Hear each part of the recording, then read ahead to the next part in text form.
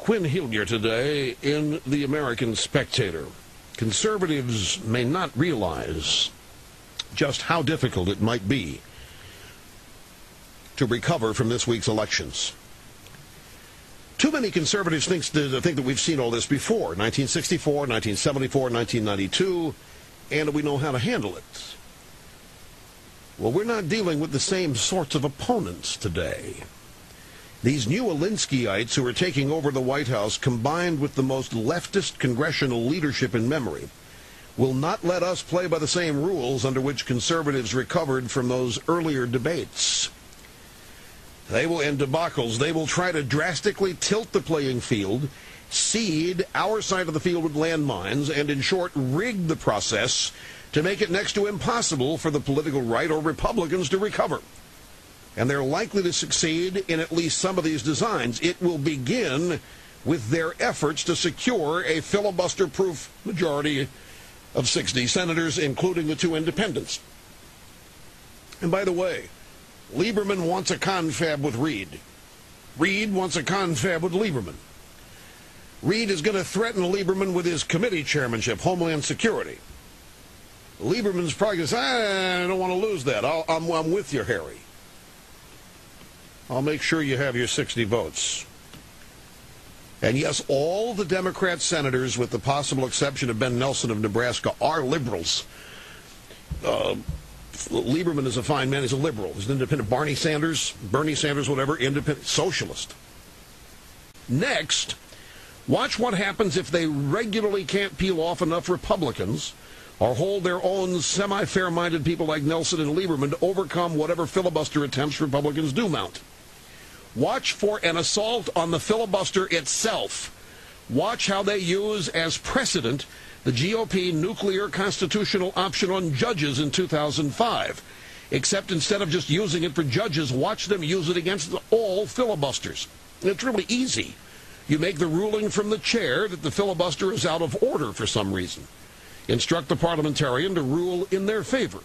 Win the appeal of the parliamentarian's ruling by simple majority vote.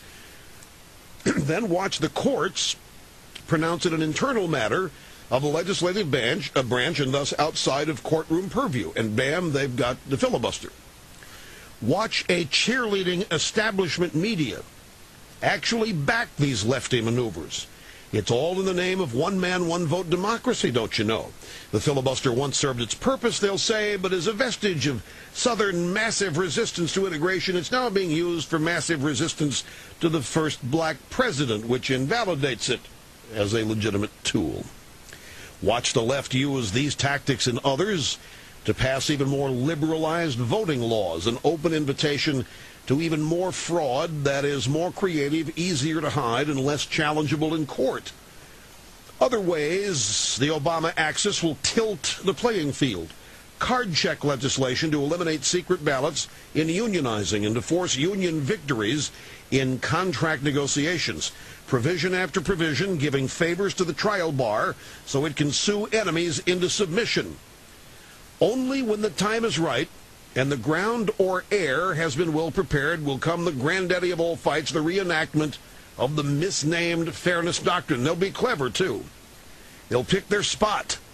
They'll wait till Limbaugh or Levin, Hannity says something innocent they can twist out of context and call hate speech, and then they'll highlight some schoolyard fight where a member of a victim group gets the worst of it, as if the attack were caused by talk radio, make it hate radio, they'll call it hate radio, which will be the new moniker that the fifth column Fourth Estate media hangs on the talkmeisters. And even before imposing the fairness doctrine, they'll use the FCC in other ways to put a muffler on their opponents.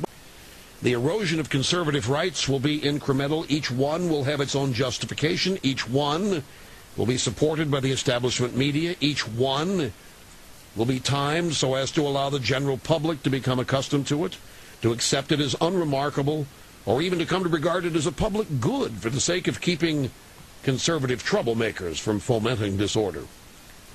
These are all the things that Alinskyites do. These are the sorts of tactics used by Acorn, at whose conferences Obama himself regularly taught seminars on power. These are the sorts of policies favored by the academic left, Obama's old milieu.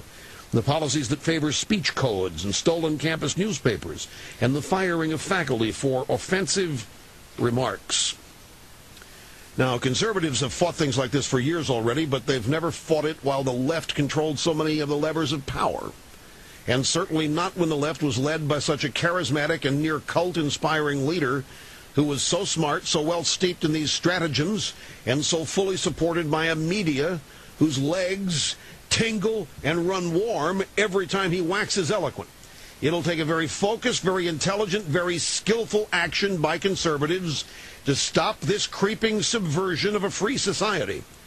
This is a whole different political battlefield than any on which we've fought before, and we haven't yet found our Omar Bradley. That's Quinn Hillier today in the American Spectator. Here is Frank Grieve from McClatchy newspaper. Now, this is the drive-bys. Quinn Hillier is one of us. How will President Obama deploy his Internet army? A powerful new lobbying force coming to town, Obama's triumphant army of 3.1 million Internet-linked donors and volunteers. See, Snerdley, it's not just the 1.9 volunteers. It's the Internet donors and a mass email thanking them. Written moments before his Grant Park speech, Obama put them on notice. We have a lot to do to get our country back on track. I'll be in touch soon about what comes next. This, again, aimed at all of you dunces out there who think that we're going to get a centrist government out of Obama. How Obama will use these laptop cadres is unclear. So is the extent to which they'll rally behind his priorities. Joe Trippi, the internet politics guru whose computer geeks made Howard Dean what he was, offers a provocative and educated guess. Joe Trippi predicted that Obama would use his forces first and foremost to intimidate congressional foes of his agenda, then to rally his allies and forge one of the most powerful presidencies in American history. Because his internet operation was miles ahead of McCain's, Obama's liberal to libertarian electronic activists are in a position to dominate the new political medium, much as conservative Republicans dominate talk radio. We really know who Obama's community leaders are, issue by issue, said Thomas Genzimer, the managing director of Blue State Digital, the Washington-based mobilizer of online communities. Trippi said this: Obama will be able to say, these are the 10 members of Congress standing in our way on health care. Basically, it'll be the president and the people united, with some members of Congress in between, which won't be a very comfortable place to be. Let me translate this for you. 3.1 volunteers and internet donors, all continuing to get blast emails from the Obama campaign. The Obama presidency will continue in campaign mode, just as Clinton's did. What they're going to do is find somebody to send the emails out on whatever issue it is. Obama wants tax rate to 90%. Obama wants whatever he wants. If he runs into trouble, he tells these 3.1 million people, we got these 10 Congress, and it could be Democrats. We got these 10 Congress and these 2 senators. They're providing us problems. We need you to really go after them. Here comes the internet onslaught. And we've seen how Harry Reid and Pelosi bent over, grabbed the ankles for MoveOn.org and Daily Cause. But I far believe most of this than I believe this silly notion that Obama is going to be a harmless little centrist because he knows he can't go very far. The economy's so bad. He's not going to be able to raise taxes. There's nothing to tax. There's no capital gains to tax.